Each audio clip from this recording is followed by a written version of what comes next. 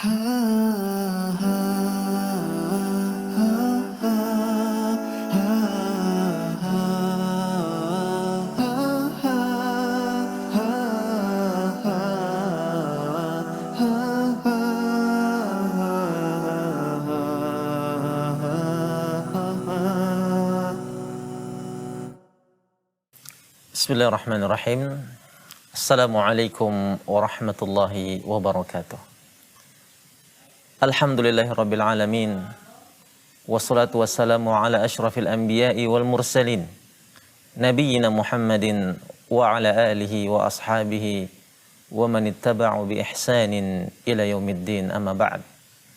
Sahabat Salam TV dimanapun Anda berada, alhamdulillah kita bertemu lagi di sesi kali ini dalam segmen Sirah Nabawiyah. Suatu pembahasan yang begitu sangat menarik dan begitu sangat membuat setiap kita berupaya untuk sebisa mungkin mengenali dan mempelajari kehidupan dan sejarah Nabi kita, Nabi Muhammad SAW. Pada edisi sebelumnya, kita sudah membahas terkait bagaimana 40 tahun sebelum kenabian dan fase apa saja yang telah dilalui oleh Nabi kita Muhammad SAW, dari beliau kecil sampai pada peristiwa ketika beliau memugar, ikut serta dalam upaya memugar Ka'bah Al-Musyarrafah yang saat itu tengah dilanda kerusakan yang parah pasca banjir bandang yang menghantamnya. Dan pada edisi sebelumnya kita sudah membahas bagaimana kontribusi yang dilakukan Rasulullah SAW dalam upaya membuat ataupun meredam pertikaian dan perselisihan yang sebelumnya terjadi tatkala mereka, orang-orang Quraisy dan petinggi-petingginya, mereka berdebat. Mereka masing-masing berupaya untuk mendapatkan kemuliaan meletakkan Hajar Aswad. Disinilah peran Nabi kita SAW, nampak kebijaksanaan beliau dan terlihat bagaimana bersihnya penghukuman dan keputusan yang diberikannya, tidak memihak kepada siapapun, dan masing-masing pihak merasa bahagia dengan ketetapan yang diberikan oleh Rasulullah SAW dalam upaya meredam perang saudara di antara mereka disebabkan karena peletakan Hajar Aswad. Dan inilah yang dikenal di dalam sejarah Islam sebelum Nabi SAW diutus menjadi seorang Rasul. Beliau dikenal sebagai sosok yang jujur. Beliau dikenal sebagai sosok yang amanah. Beliau dikenal sebagai sosok yang benar-benar menjunjung tinggi nilai-nilai etika.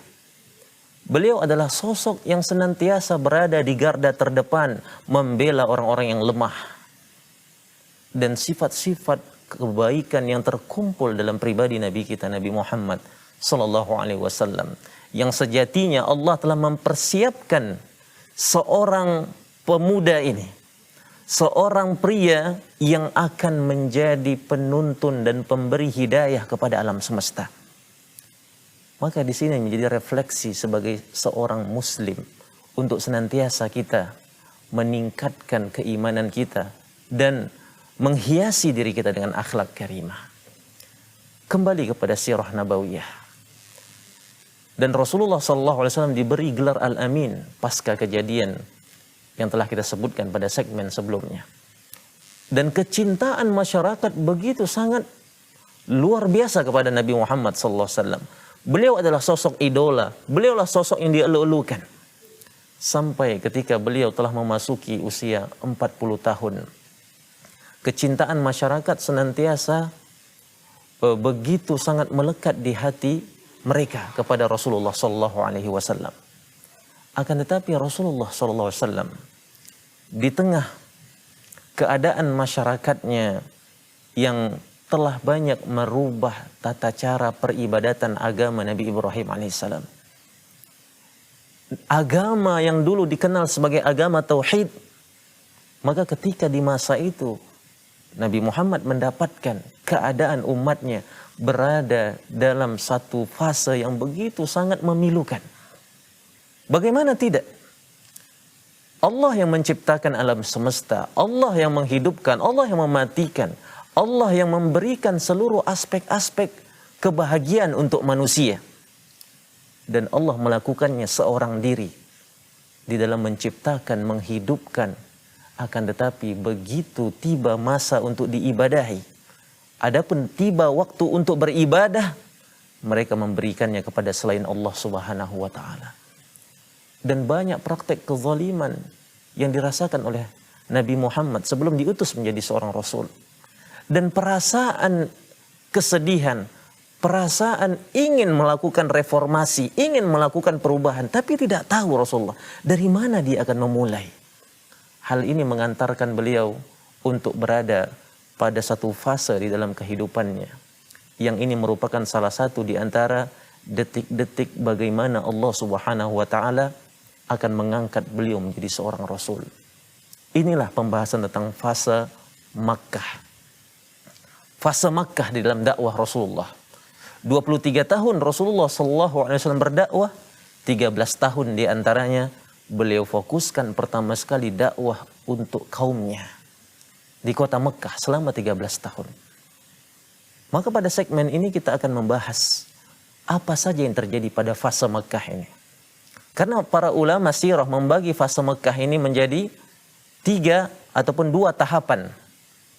2 tahapan fase dakwah Nabi Muhammad SAW dalam periode Mekah. Tahapan pertama yang dinamakan sebagai apa? Fase berdakwah secara sembunyi-sembunyi. Dan yang kedua, fase berdakwah secara terang-terangan.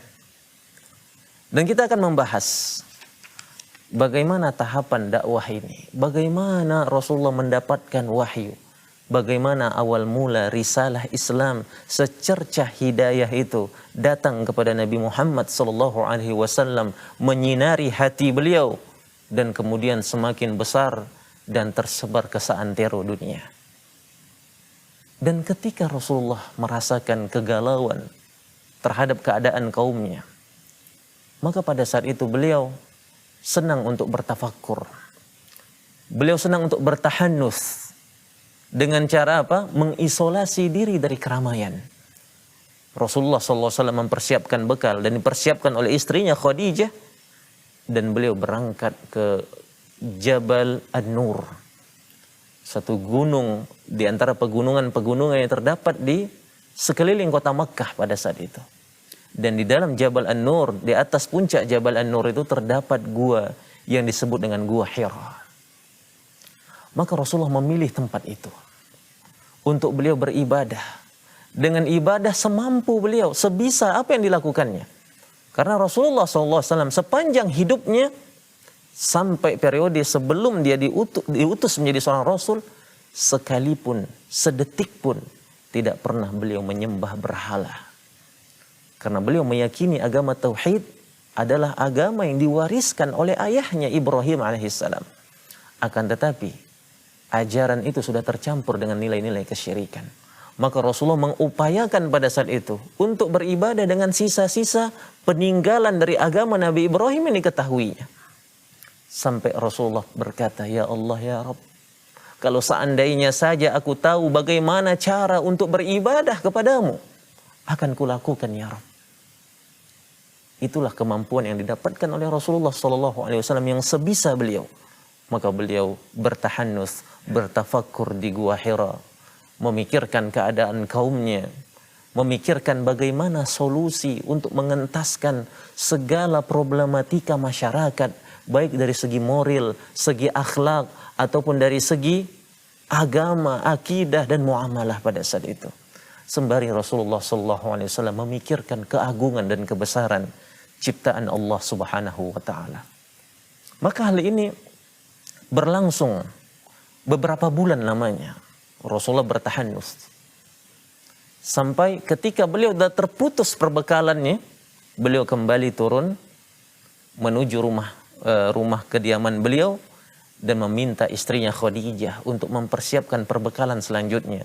Dan beliau melanjutkan lagi mengisolasi diri dari keramaian manusia pada saat itu.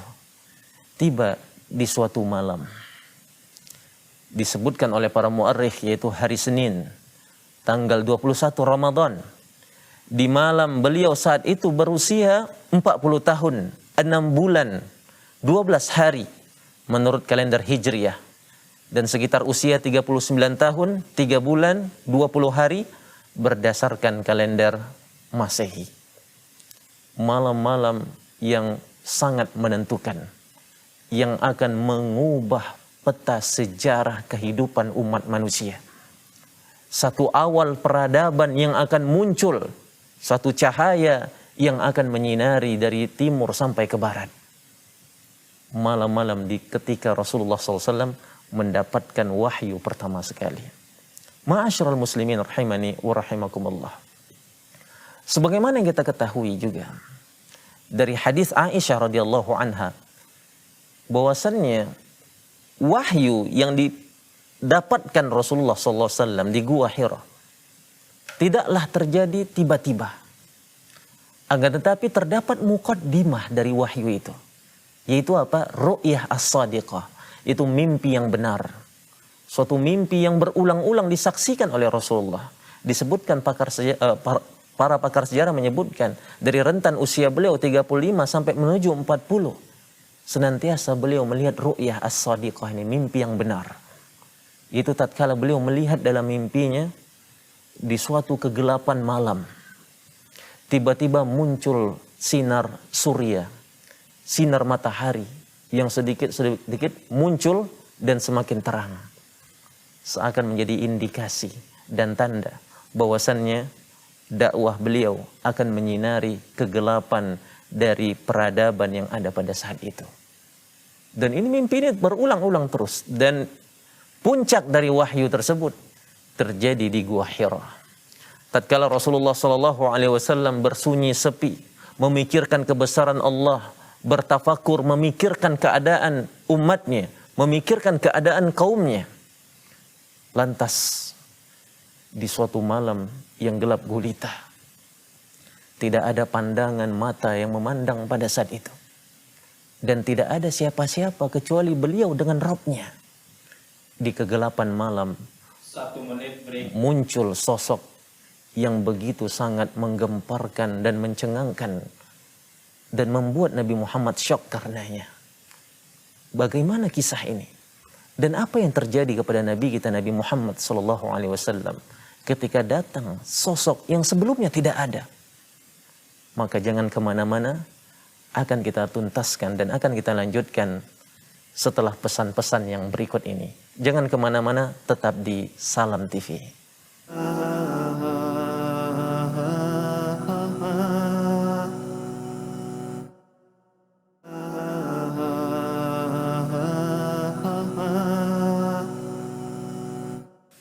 Alhamdulillah wassalatu wassalamu ala Rasulillah alladzi la nabiyya ba'da, amma ba'd. Ma'asyiral muslimin rahimani wa rahimakumullah.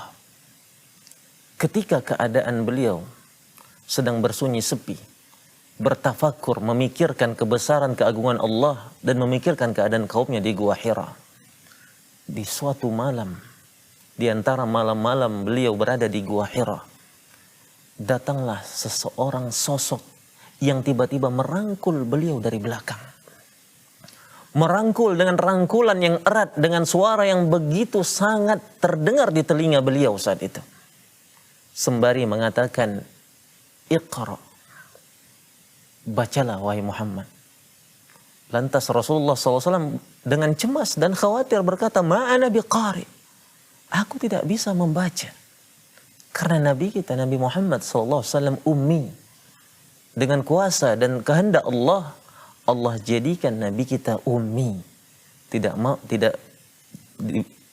mampu untuk membaca dan tidak mampu untuk menulis, bukan karena kebodohan, akan tapi atas hikmah Allah, agar kiranya jangan sampai orang belakangan nanti mengatakan bahwasannya Al-Quran adalah sesuatu yang dibaca oleh Rasulullah SAW dari kitab-kitab sebelumnya. Bagaimana mungkin beliau membaca? Beliau tidak mengenal huruf. Atau mungkin ada yang mengatakan Al-Quran adalah salinan dari kitab Taurat, salinan dari kitab Injil. Bagaimana beliau akan menyalin sementara beliau tidak mengerti dan tidak memahami bagaimana menulis? Dan setelah itu tidak ada kemungkinan yang lainnya kecuali bahwasannya wahyu beliau murni dari Allah Subhanahu wa taala Rabbul Alamin. beliau dirangkul kali pertama. Diperintahkan, Iqra ya Muhammad, bacalah wahai Muhammad. Maka dengan cemasnya Rasulullah berkata, aku tidak bisa membaca. Dirangkul dengan rangkulan kedua yang lebih erat daripada rangkulan yang pertama. Sembari dikatakan, Iqra ya Muhammad, bacalah wahai Muhammad. Dan Rasulullah mengatakan kali kedua, ma ana biqari, aku tidak bisa membaca. Kali ketiga, rangkulannya lebih keras lagi, lebih kencang lagi. Sembari berkata, Iqra ya Muhammad, bacalah wahai Muhammad. Lantas Rasulullah dengan kepanikan dan rasa khawatirnya bertanya kembali kepada orang yang bertanya, apa yang mesti ku baca? Maka lantas sang lelaki yang memeluk tersebut membacakan surat Al-Alaq dalam juz 30. Dibacakannya kepada Rasulullah sallallahu alaihi wasallam, Iqra bismi rabbikal ladzi khalaq. Bacalah dengan menyebut nama Tuhanmu yang telah menciptakanmu. Khalaqal insana min 'alaq, yang telah menciptakan manusia dari segumpal darah. Iqra wa rabbukal akram. Bacalah dan Rabbmu yang paling pemurah. Alladzi 'allama bil qalam, yang mengajarkan manusia melalui perantara pena. 'Allamal insana ma lam ya'lam, yang mengajarkan kepada manusia apa yang tidak mereka ketahui. 5 ayat pertama disampaikan kepada Rasulullah sebagai wahyu pertama, sebagai penanda pelantikan beliau sebagai seorang nabi. Masih sebagai seorang nabi, karena akan turun ayat yang lain sebagai pelantikan beliau sebagai seorang rasul. Maka ayat ini, 5 ayat dalam surah Al-Alaq ini sebagai pembuka dan penanda bahwasannya beliau diutus ataupun diangkat menjadi seorang nabi. Dan tiba-tiba sosok ini hilang. Dan Rasulullah melihat di keheningan, tidak ada siapa-siapa di situ. Tentu, dengan karakter manusia, siapapun dan kapanpun di saat itu menghadapi peristiwa itu akan syok menghadapi hal ini. Maka ketika terjadi hal itu, Rasulullah bergegas mempersiapkan seluruhnya, apa yang dibawanya, dipersiapkannya, dibereskannya. Lantas beliau turun langsung menuju rumahnya dengan hati yang penuh rasa cemas, hati yang penuh dengan rasa takut, khawatir sesuatu yang buruk telah menghampiri dirinya.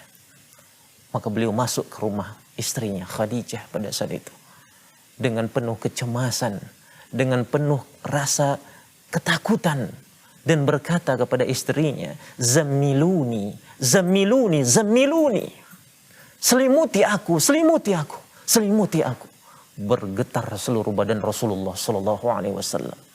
Beliau rasakan rasa syok yang begitu hebat pada saat itu.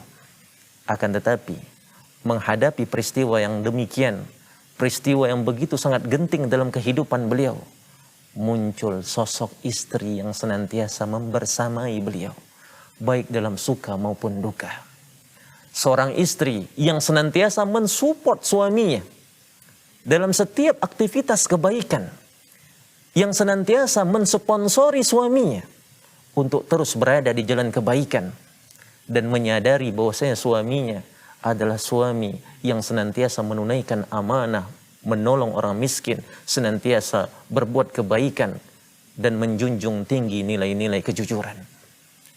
Lantas Khadijah dengan kelembutannya bertanya, apa yang terjadi wahai suamiku?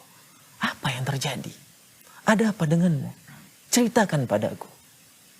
Maka Rasulullah SAW menceritakan dari awal sampai akhir kejadian itu. Dan Khadijah berkata, wallah, demi Allah wahai suamiku, demi Allah, Allah tidak akan mungkin menginginkan keburukan untuk dirimu. Tidak mungkin orang yang semisalmu mendapatkan suatu keburukan yang Allah inginkan untuk dirimu. Karena apa? Karena engkau adalah sosok yang senantiasa menyambung silaturahmi. Engkau sosok yang senantiasa menjunjung nilai kejujuran, menolong orang miskin, senantiasa berada di garda terdepan, membela orang-orang zalim, senantiasa berada di garda terdepan untuk menolong orang-orang yang dizalimi. Maka saat itu Rasulullah SAW merasa tenang dengan satu motivasi yang diberikan oleh Khadijah pada saat itu. Dan esok harinya, pasca Rasulullah telah beristirahat dan kondisi emosinya telah stabil, maka Khadijah mengingat beliau memiliki seorang saudara. Beliau memiliki sepupu yang memiliki pengetahuan tentang Alkitab, yaitu Waraqah bin Naufal. Jadi Waraqah bin Naufal adalah sosok di antara orang-orang Hunafa. Siapa itu sosok Hunafa? Itu orang-orang Quraisy ataupun orang-orang Arab yang hidup di zaman itu, antara fase sebelum diutusnya Rasulullah menjadi seorang Rasul, yang sama sekali mereka tidak beribadah kepada patung-patung. Sama sekali mereka tidak melakukan kesyirikan dan berupaya untuk tegak lurus beribadah kepada Allah di atas agama tauhid. Di antaranya adalah Waraqah bin Naufal. Jadi tatkala Waraqah bin Naufal di masa mudanya pada saat itu, mereka berkumpul bersama sahabat-sahabat mereka yang berkomitmen di atas agama tauhid, atas agama yang dibawakan oleh agama Nabi Ibrahim. Maka saat itu mereka bersepakat untuk berpencar mencari kebenaran. Siapapun dan kapanpun, dimanapun, untuk dicari kebenaran dan mengimani kebenaran tersebut. Maka Waraqah bin Naufal saat itu mencari kebenaran itu. Pergi beliau ke luar kota Makkah, sampai beliau mendapatkan agama Nasrani sebagai agama yang paling dekat dengan agama tauhid yang diusung oleh Nabi Ibrahim alaihissalam. Maka beliau pun menganut agama Nasrani tersebut dan mencatat kitab-kitab dan tulisan-tulisan dari Alkitab Injil maksud saya, ke dalam bahasa Arab. Maka Khadijah menyadari hal ini. Dibawalah Nabi Muhammad SAW ke hadapan sepupunya Waraqah bin Naufal pada saat itu. Lantas Khadijah berkata, "Wahai sepupuku, wahai saudaraku, coba dengarkan apa yang dilihat dan apa yang disaksikan oleh anak pamanmu ini. Karena dia telah melihat sesuatu yang begitu sangat azim, sangat besar. Dengarkanlah darinya." Maka Waraqah bin Naufal berkata, "Wahai anak saudaraku, ceritakan apa yang terjadi padamu. Ceritakan padaku." Maka pada saat itu Rasulullah SAW menceritakan dari awal sampai akhir, detik-detik bagaimana Jibril alaihissalam memberikan wahyu kepadanya. Lantas pasca mendengarkan segala keterangan dan segala rincian yang disifatkan dan dikabarkan oleh Rasulullah SAW, maka Waraqah bin Naufal berkata, demi Allah, itu adalah Jibril. Itu adalah malaikat Jibril yang pernah datang kepada Musa alaihissalam. Demi Allah, wahai Muhammad, kalaulah seandainya tubuh ini masih kuat dan aku masih hidup di atas dunia ini, akan ku tolong dirimu, akan ku bela engkau di saat orang-orang memusuhimu dan orang-orang kampungmu mengusirmu. Maka mendengar ini Rasulullah SAW terheran. Bagaimana mungkin umatnya, bagaimana mungkin kaumnya yang begitu sangat mencintainya, yang begitu sangat mengidolakan dan mengeluh-elukannya, tega untuk melakukan pengusiran kepada dirinya. Maka Rasulullah bertanya pada saat itu, apakah aku akan diusir oleh kaumku? Apakah aku akan terusir? Rasulullah bertanya keheranan.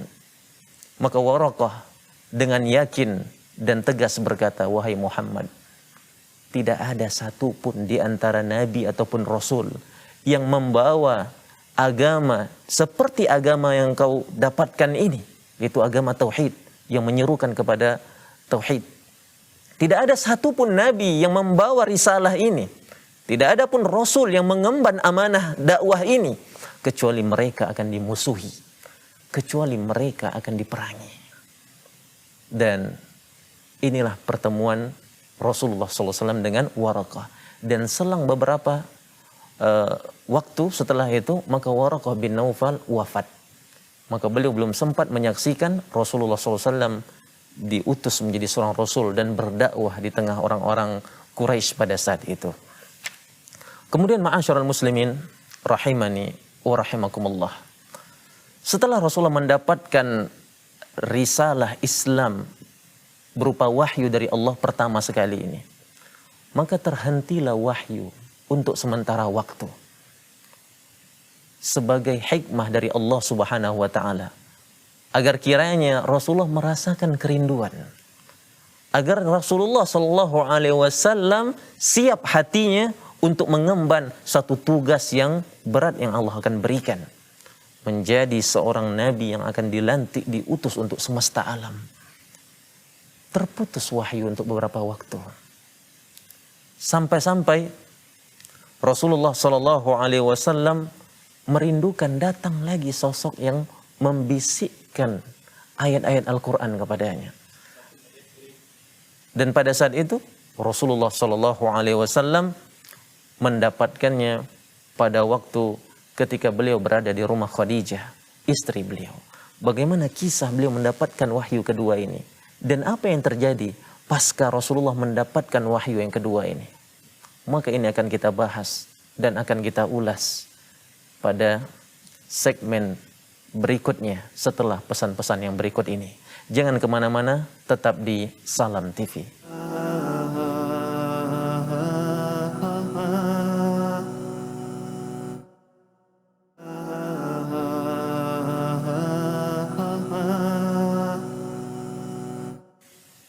Bismillahirrahmanirrahim. Alhamdulillah wassalatu wassalamu ala Rasulillah alladzi la nabiyya ba'da, amma ba'd. Sahabat Salam TV dimanapun Anda berada, wahyu yang kedua diberikan kepada Nabi Muhammad SAW. Allah memberikannya dengan berjarak waktu, sampai Rasulullah merasakan kerinduan. Rasulullah SAW merasakan rasa penasaran. Dan ketika hati beliau telah siap untuk mendapatkan wahyu yang kedua, maka Allah Subhanahu wa taala mewahyukannya kepada beliau melalui perantara malaikat Jibril. Dan hal ini dikisahkan oleh Imam Bukhari, diriwayatkan oleh Imam Bukhari, yang dimana Imam Bukhari meriwayatkannya dari Jabir bin Abdullah, bahwasannya dia mendengar Rasulullah sallallahu alaihi wasallam menceritakan tentang masa vakumnya wahyu itu. Beliau bertutur, Rasulullah bertutur, ketika aku tengah berjalan, tiba-tiba aku mendengar suara dari langit. Lalu aku mendongakkan pandangan ke arah langit. Ternyata malaikat yang telah mendatangiku ketika di Gua Hira sekarang duduk di atas kursi antara langit dan bumi. Aku pun terkejut karenanya, hingga aku tersungkur ke bumi. Kemudian aku pulang kepada keluargaku sembari berkata, selimuti aku, selimuti aku. Lantas mereka menyelimutiku.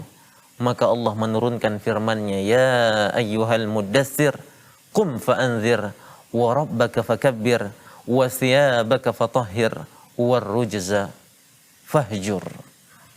Rasulullah pun mendapatkan wahyu yang kedua sebagai penegasan beliau adalah seorang rasul yang memberikan peringatan kepada manusia untuk memproklamirkan isi dakwahnya kepada seluruh umat manusia.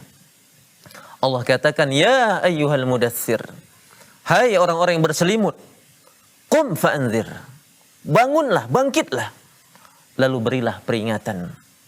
Wa rabbaka fakabbir, dan Rabbmu maka agungkanlah dia. Wa thiyabaka fatahhir, maka bajumu bersihkanlah dia. Baju itu artinya apa?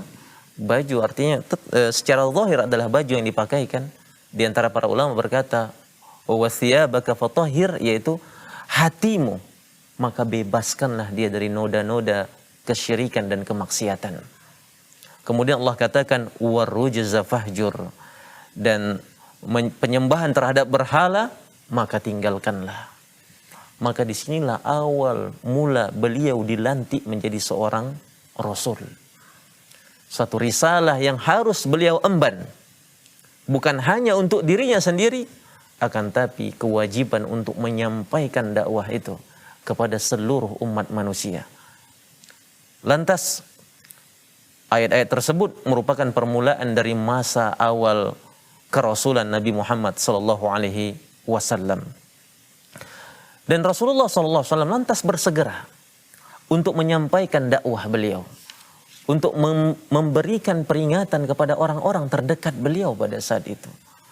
Lantas Rasulullah SAW berdakwah, mendakwahi dakwah ini kepada istrinya, menawarkan dakwah ini kepada istrinya. Maka istrinya pun menerima dakwah ini. Jadilah Khadijah sebagai orang atau wanita pertama yang memeluk Islam.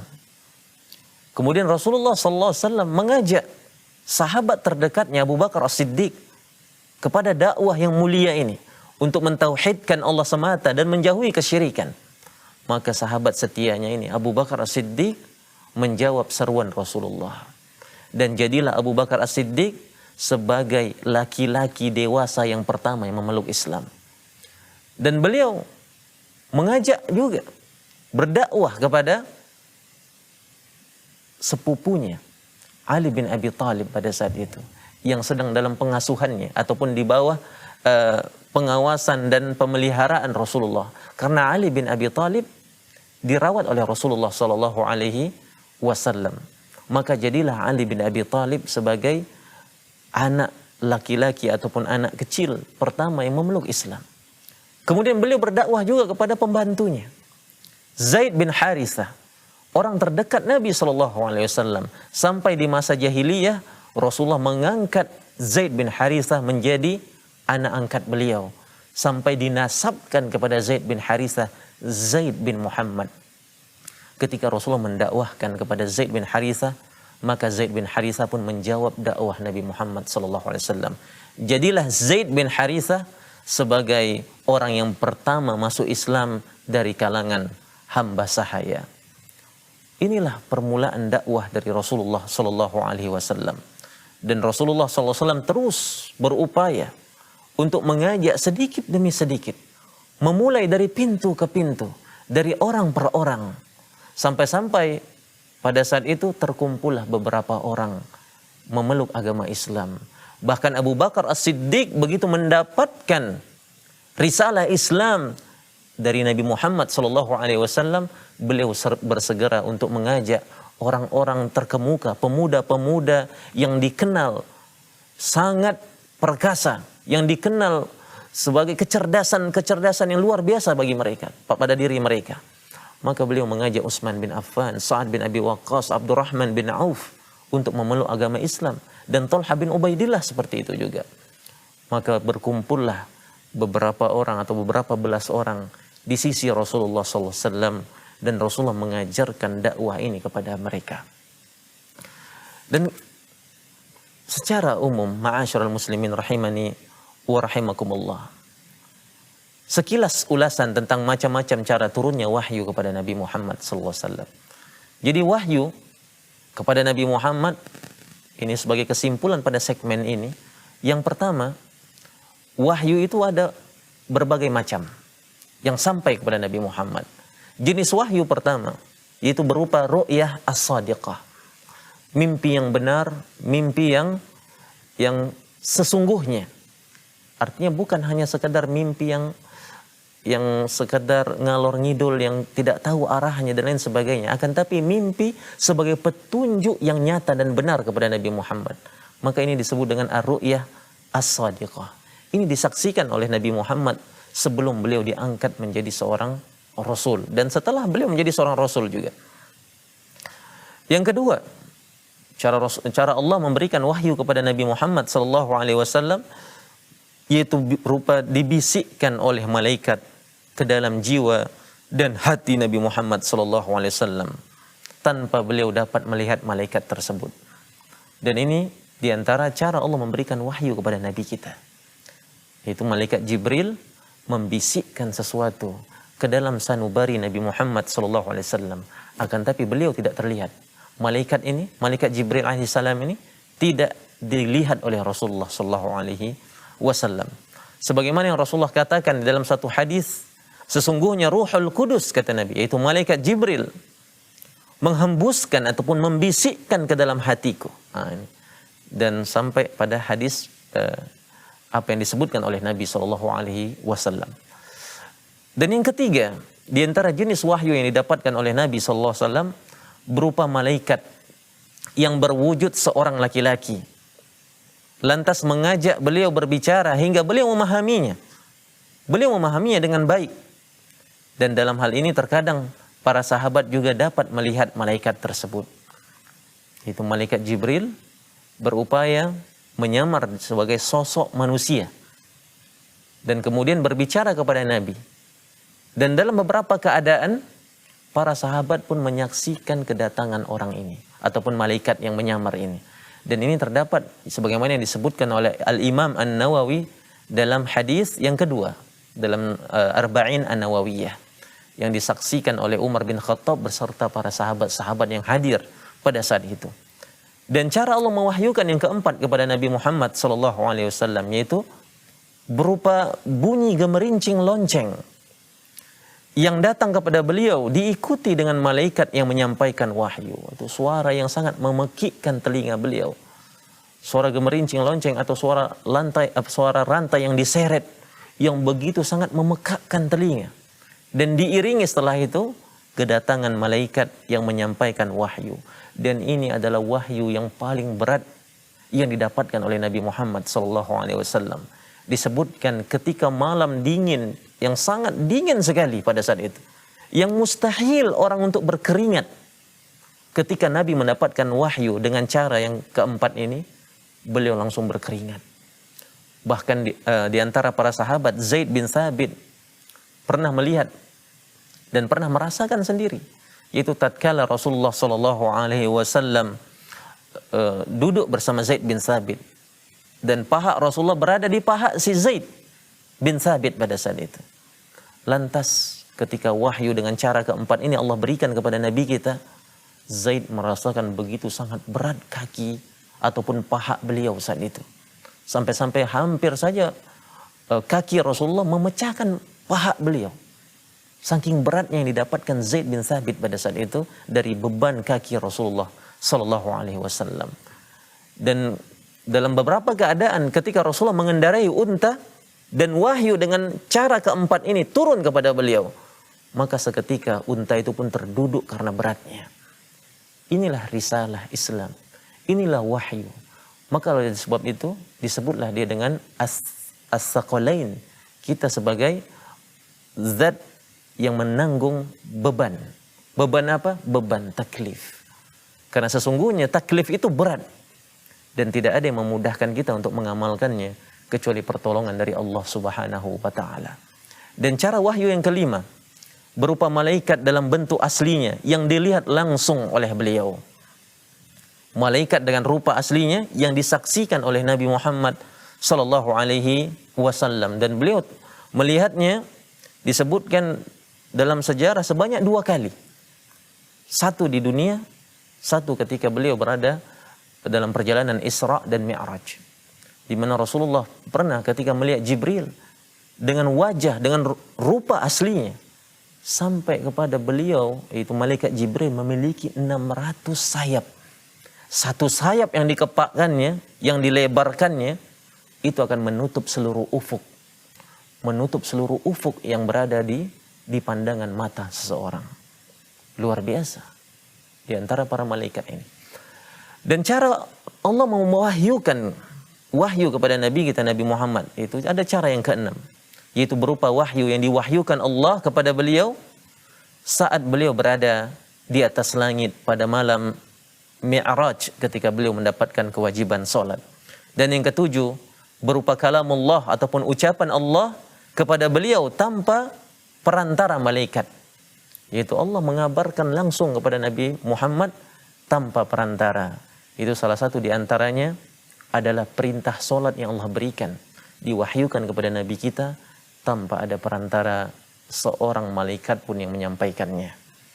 Inilah kesimpulan dari segmen kali ini sebagai pembuka dari wahyu yang diberikan kepada Nabi Muhammad SAW yang merubah wajah peradaban dunia pada saat itu dan sampai sekarang.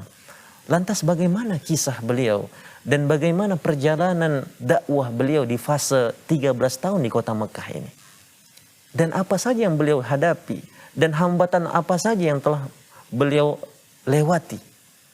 Maka ini akan kita bahas pada edisi ataupun segmen berikutnya dalam edisi Sirah Nabawiyah.